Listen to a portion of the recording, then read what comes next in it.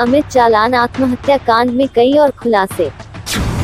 नवनीत बजाज से लेकर सुराणा तक आरोपों के घेरे में। जुआरियों व सट्टेबाजों को भी नहीं किया जा सकता नजरअंदाज। परिजनों व समाज ने की उच्च स्तरीय जांच की मांग। फैंसी बाजार स्थित आलू पट्टी के व्यवसाय अमित जालान की आत्महत्या की गुत्थी सुलझने की बजाय और उलझती जा रही है। सूत्रों से मिली जानकारी के अनुसार अमित हत्याकांड में कई एंगल सामने आ रहे हैं। जालान के नजदीकी पारिवारिक सूत्रों ने अमित के आत्महत्या के मामले में व्यापारी नवनीत बाजोरिया उर्फ नवनीत बजाज का नाम भी जोर शोर से सामने आ रहा है। जालान के पारिवारिक सूत्रों से मिली जानकारी के अनुसार अमित ने अपनी पत्नी को घटना के एक दिन पहले बेचे गए आलू को नवनीत के मार्फत बेचे जाने की बात कही थी। सोचने की बात है कि अगर नवनीत के मार्फत आलू बेचा गया था तो बेचे गए आलू के पैसे कहां चले गए। जालान के पारिवारिक सूत्रों की माने तो यह 5-6 लाख रुपए की रकम नवनीत के पास ही रह गई और अगले दिन अमित ने आत्महत्या कर ली। उधर नवनीत ने हमारे संवाददाता के साथ बातचीत में अपने मार्फत माल बेचे जाने अथवा पैसे रखे जाने की बात को सिरे से खारिज किया है। नवनीत ने बताया कि अमित उसका खास दोस्त था और अक्सर वह अपनी सारी बातें उसके साथ साझा किया करता था।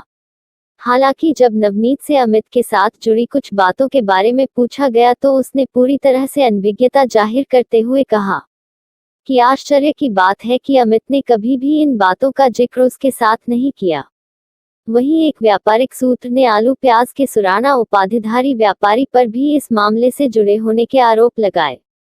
सुराणा से इन आरोपों को लेकर हमने बातचीत करने की चेष्टा की, किंतु उनसे संपर्क नहीं हो पाया। इसके अलावा व्यापारियों द्वारा मिलकर चलाई जाने वाली कमेटियों में भी बड़े पैमाने पर पैसे न दे पाने का मामला भी सामने आ रहा है।